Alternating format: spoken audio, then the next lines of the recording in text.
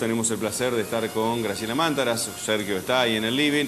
Vamos a hablar de un tema en el cual arrancamos poniendo en tapete el sexo femenino. Hablamos de violencia, hablamos de crímenes, hablamos de feminicidios, hablamos de cosificación de la mujer, se vino el tetazo después, empezó a ponerse nuevamente en relieve el tema del lugar que debe tener la mujer, si la liberación, si no la liberación, si debería tener cierto pudor.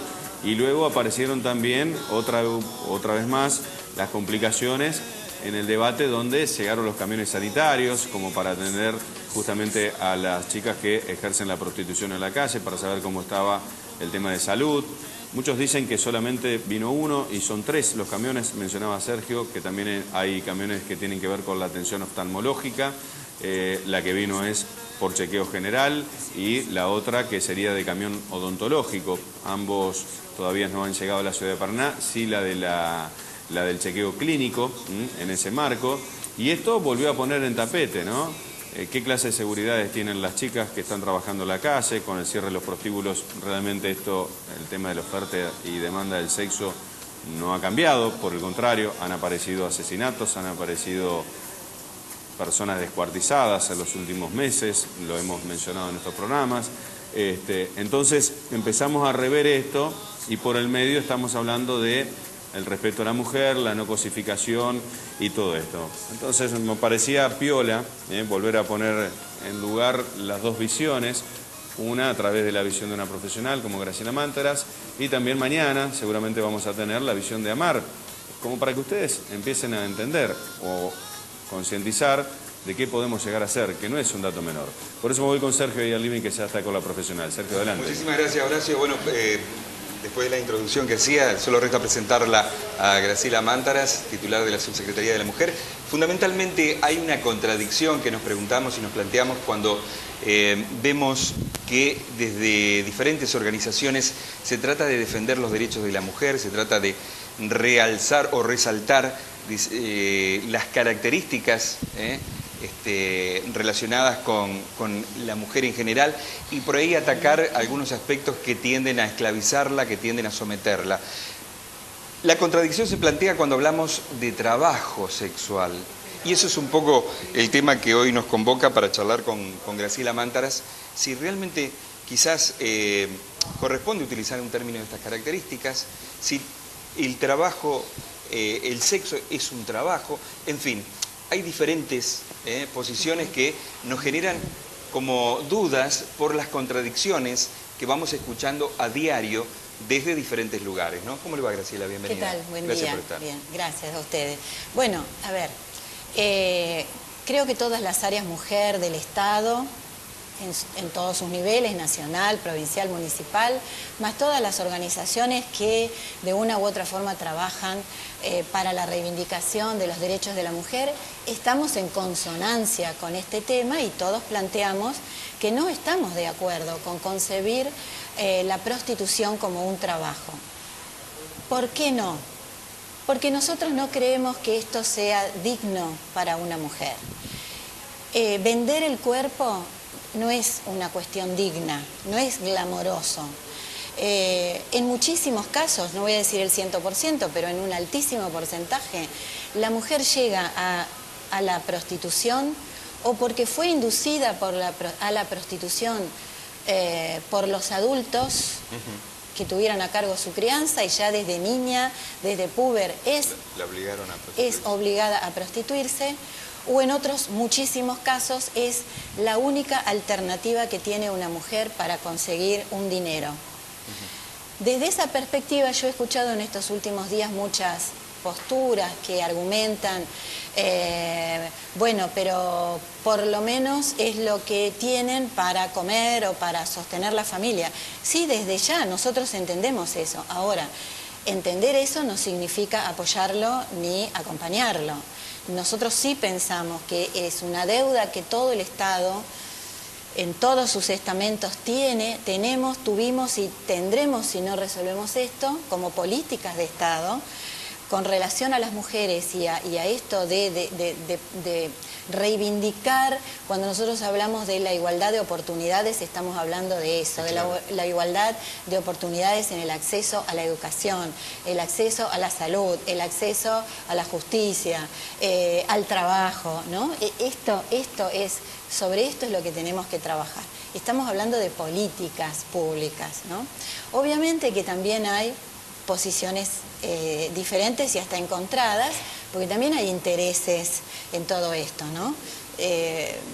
Por supuesto, en tanto haya clientes, claro, habrá prostitución, ¿no? Igual que con la trata, mientras haya clientes, bueno, esto es cultural también. Por el otro lado, es verdad que si no tuvieron acceso a la educación, porque habría que hacer un buen relevamiento de cuál es el nivel de escolaridad de todas estas mujeres, en tanto menos nivel de escolaridad tengas, menos trabajo calificado vas a obtener, entonces claro, ahí también hay una punta, ¿no? En ese tema me gustaría detenerme porque era una de las cuestiones que se analizaba cuando se dijo que se iba a proceder con el cierre de los lugares donde se las explotaba, donde trabajaban y hasta eran de alguna manera coartadas sus libertades, porque en algunos lugares donde le permitían prostituirse o las obligaban a prostituirse, les retenían la documentación, en fin, de diferentes maneras, digamos, la obligaban a prostituirse. Y dijimos, o se nombró, o en algún momento se habló de reinsertarlas.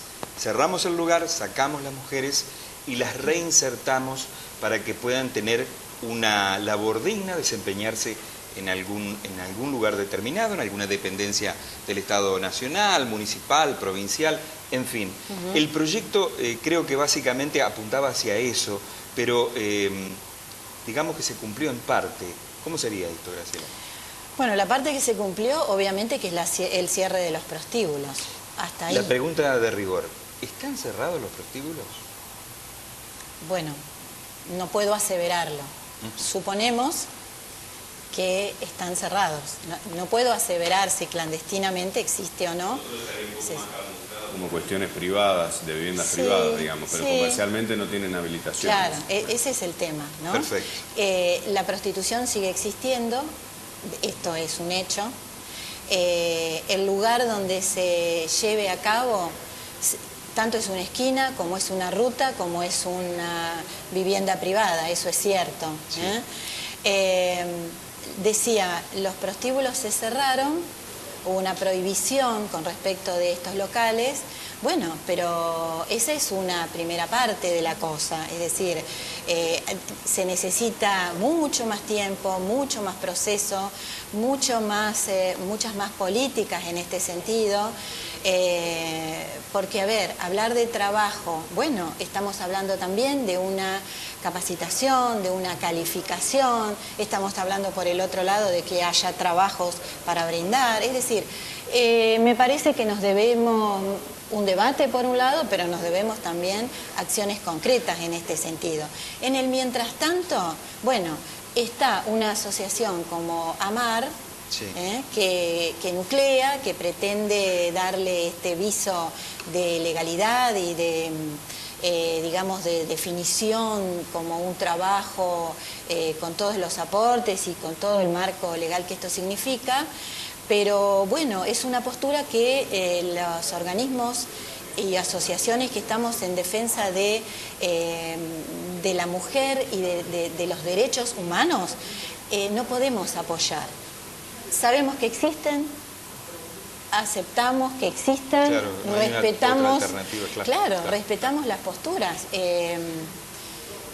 Pero eso no significa que nosotros no podamos ni querramos salir a plantear que nuestra posición nunca va a ser la de estar de acuerdo con esto.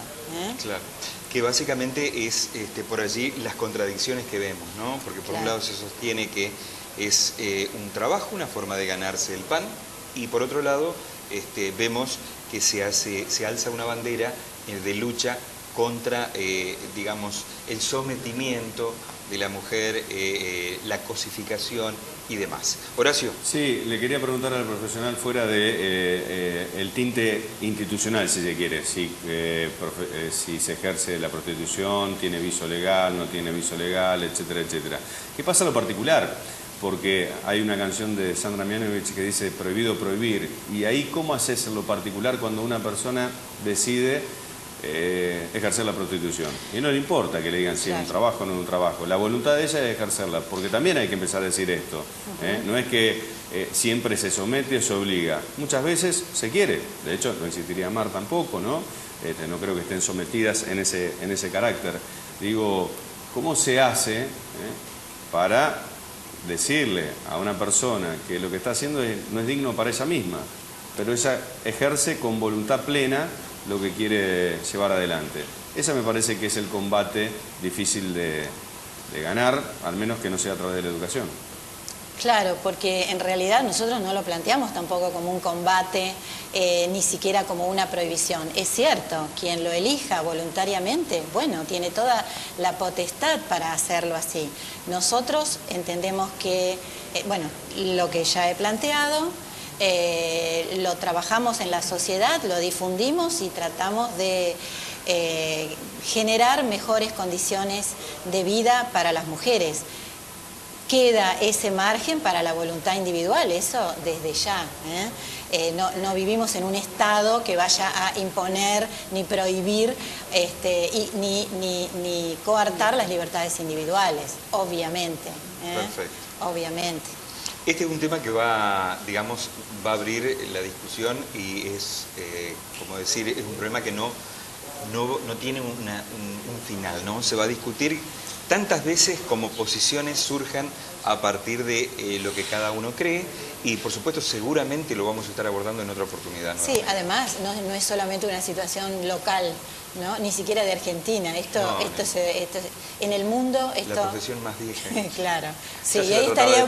Ahí habría que cuestionar si es una profesión. Claro, ya se la ha tratado de profesión, claro, ¿no? Tal cual. Graciela, muchísimas gracias por venir. Al contrario, gracias muy a amable. ustedes. Adelante, Horacio. Muchísimas gracias, Sergio. Gracias, Graciela. Gracias por abordar este tema. Mañana vamos a tener, bueno, justamente la palabra de las que profesan que es una profesión, ¿no? Y bueno, después las conclusiones las tienen que debatir ustedes y seguramente los legisladores tendrán que seguir avanzando en cómo erradicar lo que está detrás de todo esto. Porque también detrás de todo esto está la droga, la trata de blancas, el secuestro, los asesinatos, los feminicidios. Detrás de todo esto también está eso, ¿no? Entonces no es un dato tan a la liviana de lo que hay que llevar adelante o analizar.